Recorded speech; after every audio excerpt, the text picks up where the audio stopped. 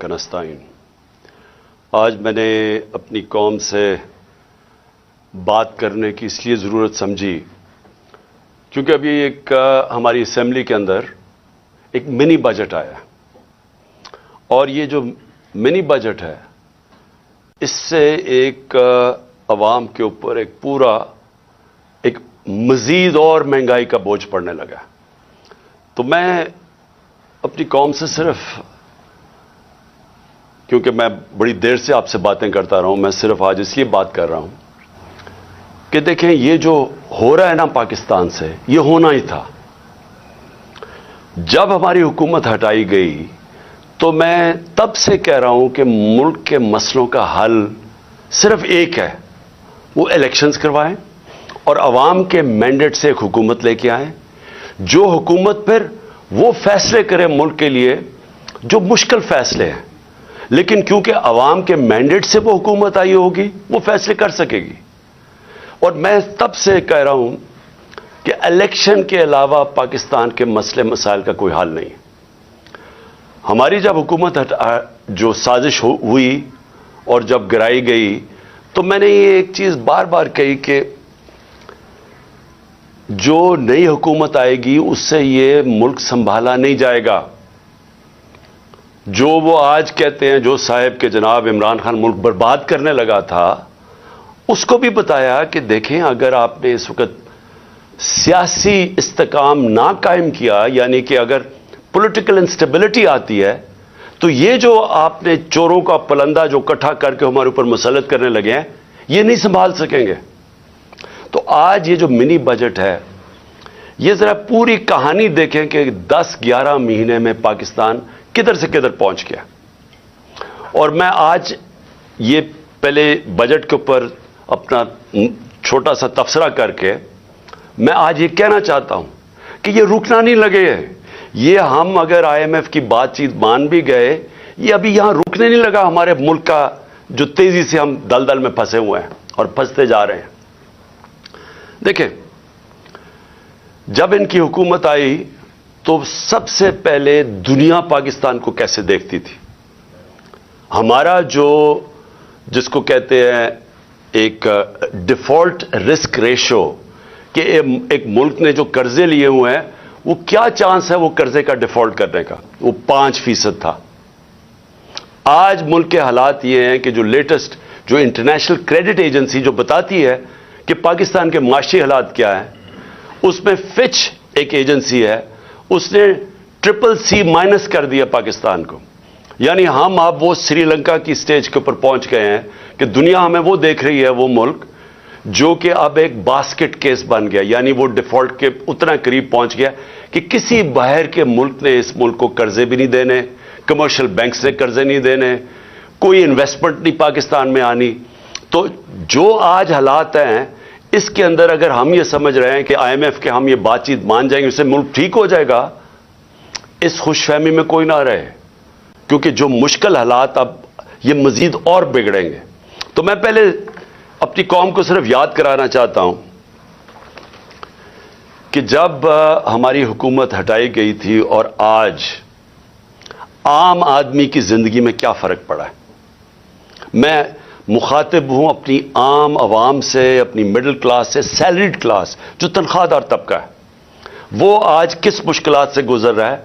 मैं वो luxury items की नहीं बात कर रहा कि बड़ी बड़ी गाड़ियों की, इंपोर्टेड चीज की, और वो जो हमारी पैसे वाले लोग चीजें लेते हैं उसकी महंगाई की बात नहीं कर रहा।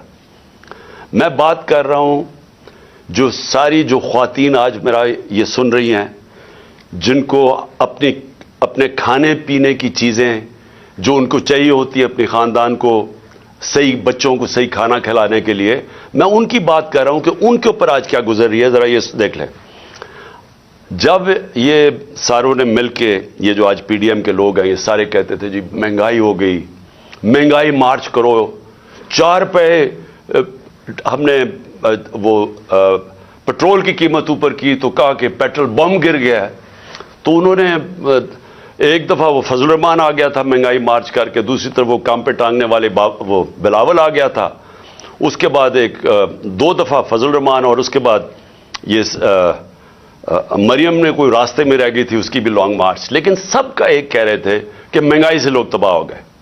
تو آج اللہ کیونکہ الحق ہے، سچ کا خدا ہے، اس کی وعدہ ہے کہ وہ سچ سامنے لے آئے گا۔ ذرا آج قوم کو بتانا چاہتا ہوں کہ آج آٹا ہمارے دور میں 60 روپے کلو تھا، آج 135 روپے کلو پہنچ گیا، جو عام آدمی کھانے کی اس کی پینے کی چیز ہے۔ جو گھی ہے وہ 380 ارب تھا، آج 600 ارب کے جی پہنچ گیا۔ جو چکن عام آدمی کی، جو خاص طور پہ کبھی کبھی اپنے بچوں کو وہ چکن کھلاتے ہیں، وہ 335 روپے کے جی سے 700 روپے کے جی پہ پہنچ گیا۔ جو دالیں ہیں، جو عام آدمی گھروں میں، عام آدمی کی تو دال روٹی، پیاز کی قیمت دگنی سے بھی زیادہ ہو گئی ہے۔ دالیں گئی ہیں 250 روپے کے جی سے 400 روپے۔ اور اب کسان دیکھیں، ہمیں جب تک کسان کو نہیں اٹھاتے، اور جو ہم نے پوری کوشش کی اٹھانے کی، اور ماشاءاللہ ہمارے دور پہ آخری 2 سال میں کسانوں کے پاس ریکارڈ پیسہ آیا۔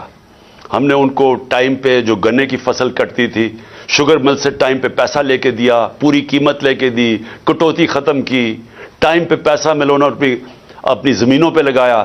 ریکارڈ 4 فصلوں کی ریکارڈ پروڈکشن 2 سال ہوئی ہماری، یعنی بمپر کراپس ہوئی۔ تو آج وہ جو یوریا استعمال کرتا ہے وہ 1668 روپے ہمارے دور میں تھا، آج یوریا گیا ہے 3000 روپے پہ۔ ہمارا جو پھر میں اور بھی چیزیں جو گھر بنانے کے لیے سریا لوگ استعمال کرتے ہیں، سیمنٹ استعمال کرتے ہیں، تو سیمنٹ گیا ہے 865 روپے سے 1062 روپے پہ۔ جو سریا استعمال کرتے ہیں وہ 2 لاکھ روپیہ ٹن سے، سلیب سے، وہ گیا ہے 3,05,000 پہ۔ 2 لاکھ سے 3,05,000 پہ۔ اب جو لوگوں نے گھر بنا رہے ہیں، کنسٹرکشن کر رہے ہیں، ان سب کو مشکلیں پڑ گئی ہیں۔ جو پروجیکٹس تھے ہمارے، مثلا آپ سڑکیں بن رہی تھیں، جو پرانے پروجیکٹس چل رہے تھے، ان سب میں مشکلیں پڑ گئی ہیں۔ ہم جو شوکت خانم بنا رہے ہیں، اور جو انشاءاللہ اس سال کی اینڈ میں کھلنا تھا کراچی میں، اب وہ سارے ہمارے جو ایسٹیمیٹس ہیں وہ سارے اپسیٹ ہو گئے ہیں۔ امپورٹس رک گئی ہیں، جو سٹیل کی امپورٹس تھی، کئی چیزیں رک گئی ہیں۔ تو سارے اس طرح پروجیکٹس، جو آن گوئنگ پروجیکٹس ہیں، سب متاثر ہو گئے ہیں۔ یہ جو قیمتیں بڑھی ہیں سیمنٹ کی اور سٹیل کی، جو لوگ گھر بنا رہے تھے ان کے گھروں کے قیمتیں ایک دم اوپر چڑھ گئی ہیں۔ پھر دوائیں، انہوں نے امپورٹس کے اوپر جو بین کیا ہے، جو لائف سیونگ ڈرگز ہیں، جو خاص طور پہ آپ استعمال کرتے ہیں، کینسر کی ڈرگز، ہارٹ کے لیے، وہ ان سب میں قلت آ گئی ہے، کیونکہ یہ جو سوچے سمجھے بغیر سب امپورٹس بند کیے ہیں، جس میں متاثر ہو رہے ہیں ہاسپٹلز اور وہ مریض جن کی سیریس بیماریاں۔ اچھا، اب یہ نئے بجٹ آ گیا، یہ میں آپ کو بتا رہا ہوں، یہ اب تک جو مہنگائی ہوئی تھی، اب یہ جو انہوں نے ابھی جو آج لے کے آئے ہیں، اس کے اندر گیس اور بجلی، میں عوام آدمی کی پھر بات کر رہا ہوں کہ جو گیس کا جس کا بل 3000 کا آتا تھا، وہ آج ہو جائے گا 4300 کا۔ جو بجلی کا بل جن کے گھر 10,000 آتا تھا، وہ 13,000 پہ چلا جائے گا۔ سو یہ مزید میں آپ کو آج کے بل کے بعد جو مہنگائی ہے، sales tax across the board بڑھا دیا ہے، یعنی ساری چیزیں، کیونکہ سیلز ٹیکس انہوں نے بڑھایا، ساری چیزیں اس سے مہنگی ہوں گی۔ اور جو بھی میں نے سریا کی اور سیمنٹ کی بات کی تھی، ان کے اوپر جو گیس، سریا بنانے کے لیے جو سٹیل ملز کو گیس جاتی تھی، اس میں 14% انکریز کر دیا، تو اس کی قیمت اوپر جائے گی۔ سیمنٹ 10% گیس کی قیمت انکریز کر دی ہے، تو مزید اس کی قیمت اوپر چلی جائے گی۔ یوریا کے لیے جو پھر کسانوں کا مسئلہ آئے گا، یوریا کے لیے جو گیس 70%، اس میں 70% گیس کی قیمت بڑھا دی گئی ہے، جو یوریا یعنی جو جو کھاد کی فیکٹریز کے اوپر گیس جاتی تھی، تو اس سے ایک بوری کے اوپر 375 روپے کا اضافہ ہو جائے گا اب کسانوں کے لیے.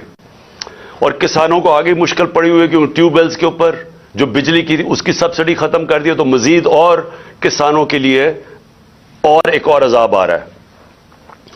اب اس سے ہوگا کیا؟ اس سے ہوگا یہ دو چیزیں ہوں گی. ایک، مہنگائی بڑھے گی. مہنگائی آ گئی 50 سال میں پاکستان کی تاریخ کی سب سے زیادہ مہنگائی ہے. میں نے پھر سے کہا کہ ان کی ساری کیمپین ہمارے خلاف کیا تھی کہ ہم نے بہت زیادہ مہنگائی کر دی. ہمارے دور پہ جو مہنگائی تھی وہ 12% تھی، وہ آج پہنچ گئی ہے 30% کے اوپر اور مزید بڑھنے والی ہے. جو سب سے خوفناک چیز ہے، جو فوڈ انفلیشن، جو کھانے پینے کی چیزیں جو مہنگی ہوئی ہیں، وہ ہمارے دور پہ 16% تھی، آج 40% پہ پہنچ گئی.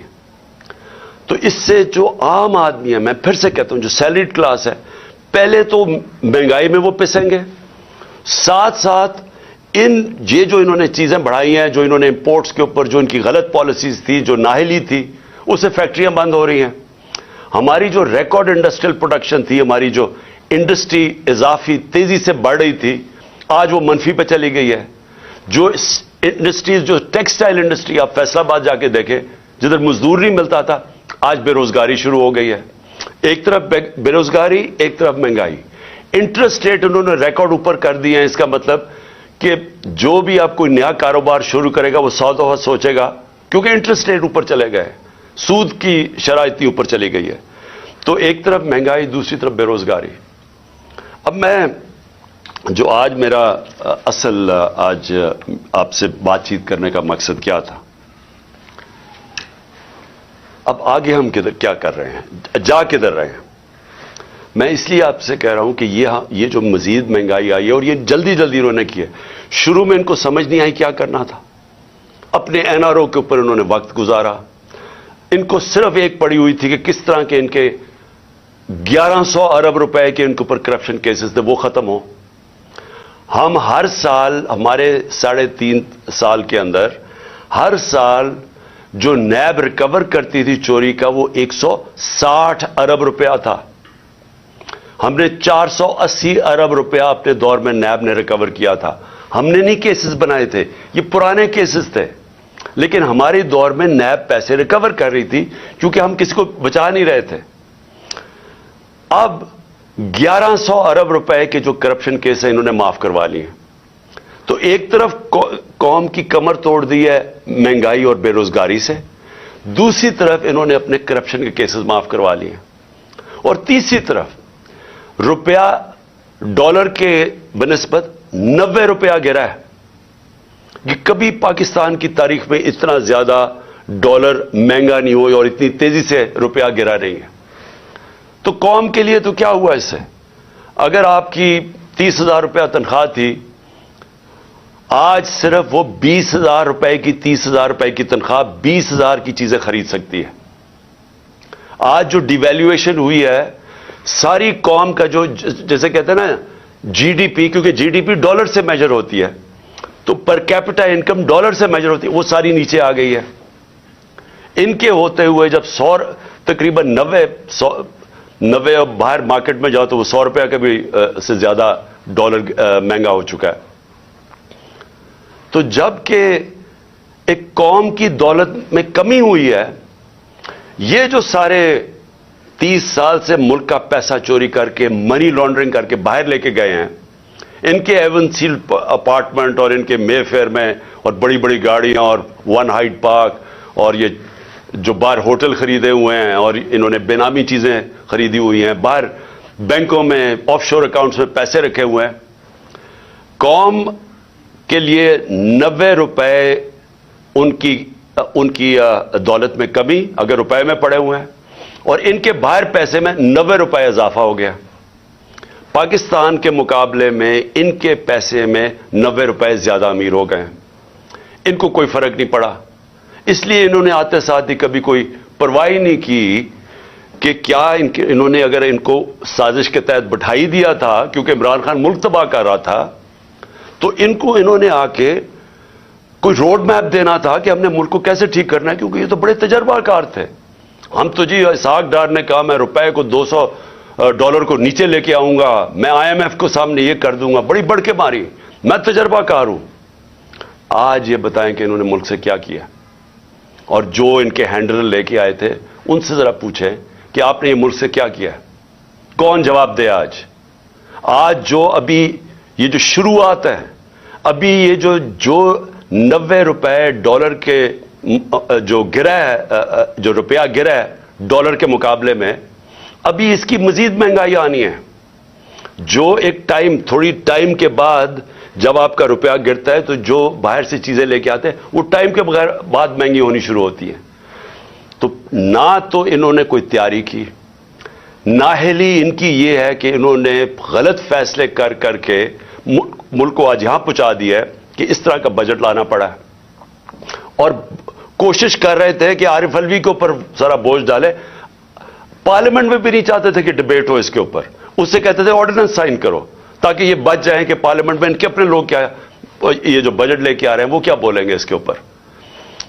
قوم کے اوپر سارا بوجھ, خود اپنی کرپشن کے کیسز معاف, اور کوئی آگے راستہ بھی نہیں ہے, روڈ میپ بھی نہیں ہے. میں آخر میں یہی بات کرنا چاہتا ہوں کہ جو بھی ان کے بیکرز ہیں یہ سمجھ جائیں کہ ان کے پاس کوئی اگلا آگے کا راستہ نہیں ہے. یہ اگر سمجھ رہے ہیں کہ اس سے آپ IMF کے ڈالرز آ جائیں گے تو وہ یہ ایسے سمجھیں کہ یہ کینسر کا علاج ڈسپلن سے ہو رہا ہے, تھوڑی دیر کا تھوڑا سا آرام آئے گا, لیکن کینسر جب تک کاٹ کے نکالی نہ جائے یہ کینسر پھیلتی جائے گی, یہ قرضے بڑھتے جائیں گے, آمدنی سکڑتی جا رہی ہے. ہماری ریمیٹنسز جو ہمارے دور میں 17% انکریز کر رہی تھی, ہماری ریمیٹنس میں 17% اضافہ ہو رہا تھا جو 31 ارب پہ پہنچ گئی تھی, وہ ان میں اب 11% کمی آ گئی ہے. تو پہلے تو اضافہ ختم ہوا اور پھر 11% کمی آ گئی ہے, یعنی جو ڈالرز آنے تھے ریمیٹنس سے وہ کم ہو گئے ہیں, ایکسپورٹس گر گئی ہیں ہماری. تو ہمارے پاس تو جو آمدنی ہے وہ تو سکڑتی جا رہی ہے, فیکٹریاں بند ہو رہی ہیں, بے روزگاری بڑھ رہی ہے, لیکن قرضے بڑھتے جا رہے ہیں کیونکہ یہ تو قرضے ہی لیے ہیں نا IMF سے, اور ہم یہ امید رکھ رہے ہیں کہ اور بھی ملٹی نیشنلز قرضے دیں گی, تو وہ تو قرضے ہیں. تو یہ حل تو نہیں ہے. حل کیا ہے؟ حل جو میں تب سے کہہ رہا ہوں, میں نے کوشش بھی کی, اپنی گورنمنٹ خود میں نے ڈیزالو کی اپریل میں الیکشنز کروانے کے لیے, لیکن پورا پلان بنا ہوا تھا کیونکہ فیصلہ ہو گیا تھا عمران خان بہت خطرناک ہے اس ملک کے لیے. تو اس تب سے وہی ابھی بھی حل ہے. اس ملک میں اگر ہم نے صاف اور شفاف الیکشن نہ کروائے, ایک پبلک مینڈیٹ سے گورنمنٹ نہ آئی جو کہ پبلک جس کے پیچھے کھڑی ہو جس گورنمنٹ کے, وہ گورنمنٹ پھر مشکل فیصلے کرے, وہ جو میں کینسر کو کاٹ کے نکالے ملک سے, اسٹرکچرل ریفارمز کرے, جو آج ملک کی ضرورت ہے, رول آف لا قائم کرے, گورننس سسٹم ٹھیک کرے, تب جا کے یہی جو کرائسس ہے یہ ہم فائدے میں اس کو کر سکتے ہیں. یہ جو ہم دلدل میں پھنسے ہوئے ہیں اس میں نکلتے نکلتے ہم ملک کو پوری طرح اٹھا سکتے ہیں. یہ ہمارا فائدہ ہو سکتا ہے کہ ہم اس کرائسس کا, اگر اس کرائسس سے ملک میں اصلاحات کریں, لیکن وہ گورنمنٹ کر سکتی ہے جس کے پاس پبلک پیچھے کھڑی ہو. جب آپ کے پاس پبلک مینڈیٹ نہیں تو آپ ان PDM کے یہ جو اوپر 60% لوگ ضمانت پہ ہیں کرپشن کیسز پہ, اور ان کا سلوشن یہ ہے, کیونکہ ان کے پاس تو حل کوئی نہیں ہے, ان کا سلوشن یہ ہے کہ عمران خان کے اوپر 60 FIR کاٹ دو, اس PTI کے لوگوں کو جیلوں میں ڈالو, ان کے اوپر تشدد کرو, ان کو خوف پھیلاؤ, ان کو ڈراؤ دھمکاؤ, اور ان کو اور اس طرح کرو کہ جب وہ بالکل پارٹی ان کی ٹوٹ جائے تو پھر الیکشن کرواؤ. وہ ہونے نہیں لگا, کیونکہ آپ جتنا زیادہ دبائیں گے وہ پارٹی اتنی اور اٹھتی جا رہی ہے. پبلک کوئی بیوقوف تو نہیں ہے, پبلک تو فیصلہ کر بیٹھی ہے جس کی وجہ سے یہ ڈرے ہوئے ہیں. تو صرف اور صرف عمران خان کو باہر کرنے کے لیے ملک کو تباہ نہ کریں. یہ اصل میں جانا ہے ہماری سیکیورٹی کے اوپر. جو آج ہمارے حالات ہو گئے ہیں, ہم تو کسی کے سامنے اب کھڑے بھی نہیں ہو سکتے, کیونکہ ہمیں تو انہوں نے ملک کو ادھر پہنچا دیا ہے. $300 ارب سے کم تو ریزروز رہ گئے ہیں. ہمارے پاس کیا اب ہے کہ اپنے پیر پہ کھڑے ہوں، کسی کو کہیں کہ نہیں جی ہمیں پاکستان کی خودداری چاہیے، ہم پاکستان کی سوورنٹی چاہیے؟ ہم کیسے کہہ سکتے ہیں جب ملک کے حالات یہاں پہنچا دیے؟ اس کے لیے اپنے ملک کو بچانے کے لیے طریقہ یہ نہیں ہے جو کیا جا رہا ہے کہ ہائی کورٹ کہہ رہا ہے کہ الیکشن کرواؤ، وہ الیکشن کمیشن جناب بیٹھی ہوئے کہ ہم الیکشن نہیں کرواتے، وہ بہانے مار رہی ہے الیکشن کے۔ پاکستان کا آئین کہتا ہے 93 میں الیکشن کرواؤ، یہ کوئی بہانہ مار رہا ہے، کوئی صرف ڈرے ہوئے ہیں الیکشن ہارنے سے۔ پاکستان کی آئین کی وائلیشن جس طرح کی جا رہی ہیں اور جس طرح آگے پلان بن رہا ہے، یہ جو بھی لوگ سمجھ رہے ہیں کہ اس سے وہ اپنی ذاتی فائدہ اٹھا دیں گے، وہ ملک کو ڈبو دیں گے۔ اور میں آج اس لیے یہ کہہ رہا ہوں کہ ہم بڑے آرام سے ملک کے اندر اس وقت اگر ہم چاہیں، اتنی بڑی پارٹی ہے، ہم اگر وہ مظاہرے کریں اور ملک بند کرنے کی کوشش کریں، سٹرائکس کریں، ملک تو آگے حالات برے ہیں۔ اس لیے ہم نے پرامن احتجاج کا فیصلہ کیا کہ ہم جیل بھرو تحریک شروع کرنے والے ہیں، بتانے کے لیے کہ آپ اس طرح ایک ملک کو استعمال تھوڑے سے لوگوں کے ذاتی مفادات کے لیے نہیں کر سکتے۔ یہ ملک 22 کروڑ لوگوں کا ملک ہے، یہ تھوڑے سے لوگ اس ملک کو اپنے مفادات کے لیے تباہ نہیں کر سکتے۔ اس لیے ہم جیل بھرو تحریک کی پوری تیاری کر رہے ہیں، میں اناؤنس کرنے والا ہوں۔ اور لوگوں کو صرف خوف دور کرنے کے لیے کہ یہ سمجھتے ہیں کہ خوف پھیلا کے، جیلوں میں ڈال کے، ایف آئی آرز کر کے یہ اسی طرح بیٹھے رہیں گے اور پھر کسی نہ کسی طرح دھاندلی کر کے ایک وہ الیکشن کمیشن، بے ضمیر الیکشن کمیشن کے ذریعے ایک جانبدار الیکشن کمشنر کے لیے، یہ جو چیف الیکشن کمشنر ہے، اس کو استعمال کر کے کسی طرح پھر ان چوروں کو مسلط کر دیں گے۔ یہ ہونے نہیں لگا، ملک کو نقصان پہنچ رہا ہے۔ اور میں آخر میں اپنی ساری قوم کو کہنا چاہتا ہوں، پھر سے میں ایک بات کہنا چاہتا ہوں اور بات ختم کرتا ہوں کہ دیکھیں، وہ ہم اس موڑ پہ کھڑے ہو گئے ہیں جس کا ہم سب کو خطرہ تھا کہ ایک دن جب سے یہ امپورٹڈ حکومت آئی ہے کہ خدا نہ خواستہ ہم یہاں نہ پہنچ جائیں۔ ہم وہاں پہنچ گئے ہیں۔ ہمارے سامنے اب صرف 2 راستے ہیں۔ ہم چپ کر کے اب انتظار کریں کہ مزید ملک تباہی کی طرف جائے، یا ہم ایک پرامن احتجاج کی تحریک کے اندر سب شامل ہوں اور بتائیں ان کو کہ آئین اور قانون کے بغیر کوئی دنیا کا معاشرہ نہیں چل سکتا۔ دنیا کا معاشرے جتنے بھی ہیں وہ رول آف لا پہ چلتے ہیں، اور رول آف لا آئین ڈیفائن کرتا ہے، اور آئین آپ کو کہتا ہے کہ 90 دن میں الیکشن کروائی جائے۔ اس سے جتنا آپ پیچھے ہٹتے جائیں گے، آپ ملک کو ادھر دھکیلتے جائیں گے، جدھر ملک جس کو کہتے ہیں بنانا ریپبلک، جدھر جنگل کا قانون ہوتا ہے، ادھر ملک کو دھکیلا جا رہا ہے۔ ہم یہ کبھی ہونے نہیں دیں گے۔ اور میں نے صرف اپنے لوگوں کو بھی، سب کو تیار کیا، اپنی قوم کو، کہ ہم ایک پرامن احتجاج کے لیے تیار ہو جائیں، کیونکہ مجھے ابھی تک کوئی نیت نہیں نظر آ رہی ان کی آئین کے اوپر چلتے ہوئے 90 دن میں الیکشن کروانے کی۔ پاکستان زندہ باد۔